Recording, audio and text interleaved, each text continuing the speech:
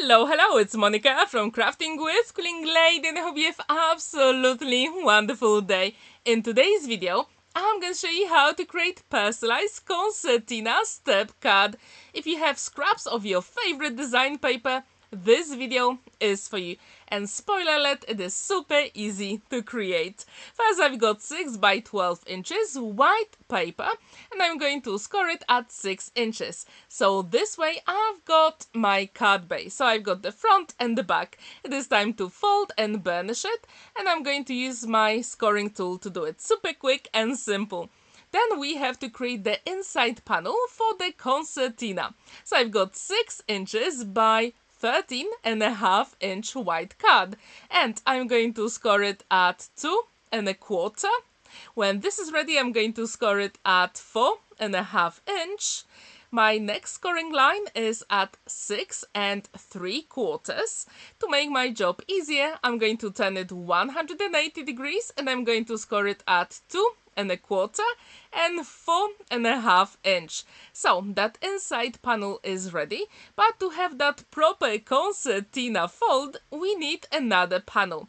And now I've got 4 inches by 9 inches white card, and I'm going to score it exactly the same way. So it's 2.25, 4.5 and 6.75. So these are all the panels you need to create this card. And to be honest, I was inspired by one of Sam Calcott's videos, and I'm going to leave the link in the description down below if you want to check her video. Now it is time to do some cutting. So I've got my cutting mat and I'm going to measure 1.5 inch from the top on the first and on the last score line, both at the top and the bottom. And when my pencil marks are ready, I'm going to use my ruler and a craft knife to actually do the cut lines here. Super quick and simple. You can also use a trimmer. However, my trimmer is only for 12 inches, so I couldn't actually fit my panel here. That's why I'm using my craft knife. And as you can see, you can always go back and adjust it if you need it. So when the top is ready, I'm going to turn it and create that cut line again. So your pencil marks are very important here. All you have to do is to make sure you go from the very first fold line to the very last one. And when these top lines are ready, I'm also going to cut on the score line. So yes, I need my cutting mat again. So I'm going to use my ruler again and my craft knife.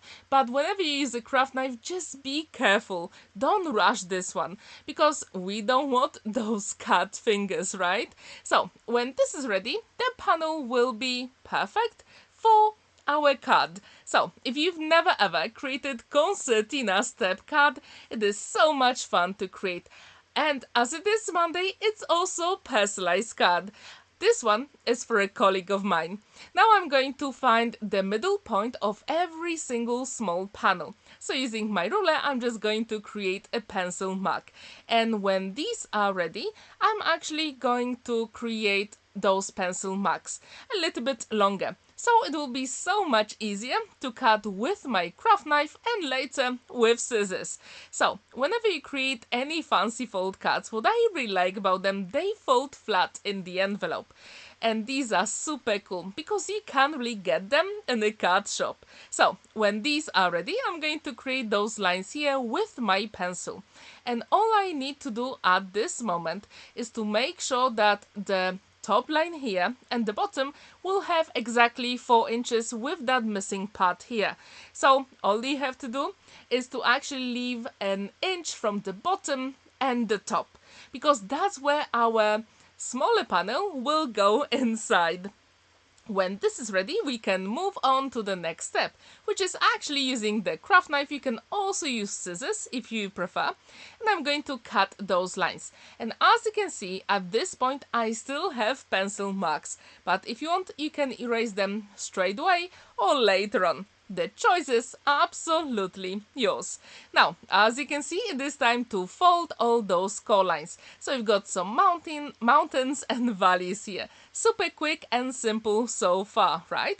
You can always use your bone folder to make your job easier. And I do encourage you to do so, especially with any fancy fold cards. And if you haven't seen my 3-step card using the same beautiful collection, the link is at the top right corner, and also I'm going to leave it at the very end of this video. Now it is time to fold that smaller panel, and using that bone folder really makes a difference. So when these are ready, it will be time to decorate our card. So I'm only going to use the leftovers from Happy Easter collection from Relatively Thoughtful. As you can see, I've got pretty small panels, but I thought these would be perfect for that Concertina Step card.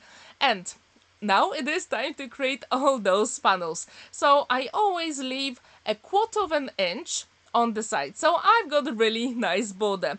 To add a little bit more contrast and interest to my card, I'm going to use Distress Oxide ink in Kitsch Flamingo. And using my ink blending tool, I applied the color on all the edges. I really like that technique, and I think it makes my projects even more special. When these panels are ready, it will be time to assemble them on that smaller panel. So I'm going to use my one and only liquid glue, magic glue, to apply it on those panels. Super quick and simple. And I do encourage you to use liquid glue because you do have time to maneuver those elements. I really wonder how often do you create fancy fold cards, and if you do have your favorite, I would absolutely love to know. As you know, I also take part in a collaboration with Paper Mona, where every single month we create different fancy fold cards, and May is dedicated to Z fold cards. So you can check the video here at the top right corner, and I'll tell you all the details about that amazing challenge. So please check it out. I will also leave it at the very end of this video. So it is time to actually decorate the inside of our concertina, and again I'm going to use my Distress Oxide ink to apply that pink on all the edges.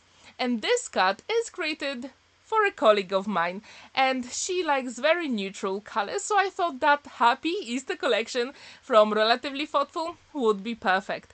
And if you want to check this collection, I left the link in the description down below.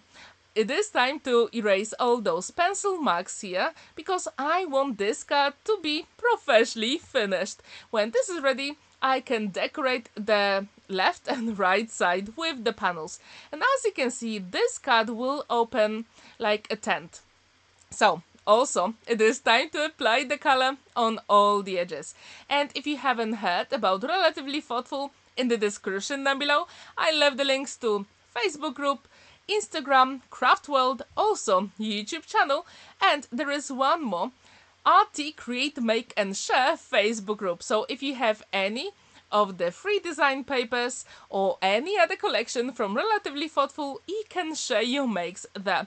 And recently there was absolutely fabulous challenge with new collection called London Celebrates, and I think you can still get those free design papers, so you can check that out. I will also leave the link in my video I told you about Z fold card. So please check this out at the very end of this video. So when these panels are ready, it will be time to move on to the next step. So as you can see, this card doesn't need any cutting dice, but it is very effective in the end. So if you've never ever created Concertina Step card, I really hope you'll give it a go.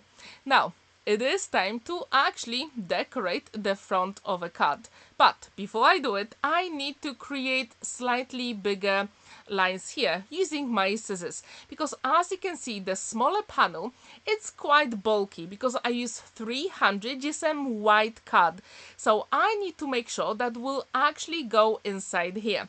So this is the trick for you. Just use your scissors and cut those a little bit wider, but not too wide, so the panel doesn't really move. So when this is ready, it will be time to decorate the front of a card. And I always think this is the most challenging because everyone will see the front straight away. So what is your favorite trick to decorate the front of a card? Do you have your favorite layout? Do you stick to the rule of thirds maybe? Or do you like the balance or symmetry? I really wonder what's your favorite part to do it. So, when these panels are ready, I can put them aside and move on to the front of a card. And as you can see, this really folds flat so far, and I really like it. Now you can actually put that panel here. All you have to do is to make sure the score lines actually match. And this is very crucial, because if they don't match, you won't be able to put it inside of your card. So what do you think about this color palette for a birthday card? Do you like it, or would you change it? So, when this is ready, as you can see, it folds flat. But if it still doesn't, you can use your bond folder to fix it. Super quick and simple. Now, it is time to put it to the side and decorate the front of a card. And, as you can see, I'm going to attach those panels here. But, let's decorate the front first, right? Sorry, I just can't resist. And from this beautiful Happy Easter collection, I really like that beautiful, let's say, ivy color maybe. So again, just to make sure that all my elements match, I'm going to use the same distress Oxide ink in Kitsch Flamingo. From my stash I got that cotton ribbon, and it is of white, so I thought that would be perfect because it really gives me that vintage vibes. Do you like the same technique with cotton ribbons, or maybe you prefer white color? Please let me know what's your preference. And I really wanted, let's say, a little bit of balance and symmetries. That's why I decided to use that ribbon, especially in the corners of my card. And I always use my liquid glue, especially with cotton ribbons. However, if you use satin ribbon, I do encourage you to use red liner tape. Now it is time to assemble the front panel on our card base, and at this point you just have to make sure it's exactly the way you want, especially with patterned design paper. As you can see, I've got my elements ready and fussy cut, so I always keep them in a zip bag together with my collection. I really like that wreath, but I thought that pattern is a little bit too much. So I still had that beautiful design paper, so I thought that would be perfect to give me a little bit more contrast for my front panel, and it will be so much easier to stamp a sentiment. As you can see, it doesn't really have to be perfect, and if you make any mistake at this point, you can always cover it with a flower. And that's exactly what I did, because at one point I had a small gap, so I thought, no, I'm going to fix it with a flower. Now it is time to stamp a sentiment, and using my stamps from one of the magazines I got last month in April. I really like it because the font is beautiful and you can create any sentiments you like. I'm going to use my black waterproof ink from Noir, and I'm going to apply it on my card. Super quick and simple. And it's always a good idea to start with your longest word first and then stamp the other one. When this is ready, I'm going to attach it on my card. And to personalize it, I need a word that says the name of the recipient. And from my stash, you probably know it. I use one of my favorite cutting dies from Tattered Lace called Elegant Alphabet. I really like it, and I think that gold mirror cut really makes a difference. It always gives a beautiful shine when you tilt a card. So I'm going to use my low tack tape to put all those letters on a straight line and then apply my liquid glue. If you have a better trick how to assemble those tiny die cuts, please let me know in the comments down below. Also wonder how often do you create personalized cards? These are my totally favorite, and at the moment, as you notice, I'm obsessed with fancy fold cards. So if I can actually match personalized cards with fancy folds, I'm just so happy. So if you've never ever created that Concertina Step card, I really hope you'll give it a go. And if you created with any of the design papers from Relatively Thoughtful, please share your make on our RT Create Make and Share group. Now, the front panel is ready, so I can assemble the inside. And at this point, I thought I really like it. So, I'm going to put it on the side because you can see it easier. At this point, you have to make sure that's exactly where you want it, especially with the pattern design paper. So I had to turn it 180 degrees just to make sure it's exactly where I wanted. So I'm only applying the glue at the very top and the bottom panel. And this way we can actually move the whole concertina panel. Super quick and simple, right? And I really like it because it folds flat. Now it is my favorite part of decorating the card is to choose those flowers that you can see on the left hand side. But you have to make sure they don't go over any of those elements here. Or should I say panels. As you can see, some of the elements do. So I will have to make some adjustments in a moment and I'm going to show you how to do it. So your scissors are your favorite or best friend at this point. So what do you think about those purple flowers here? Do you think they really match that Happy Easter design papers? Please let me know in the comments down below.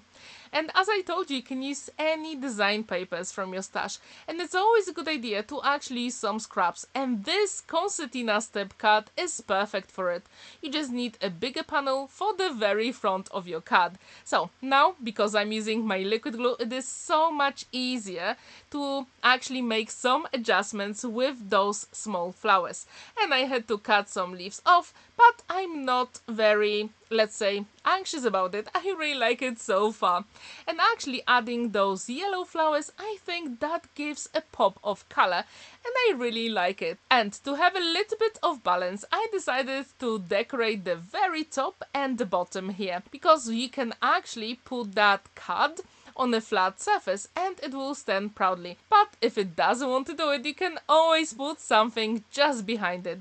And here I wanted a little bit of symmetry. That's why I'm using those blues, yellows and then purple in the middle.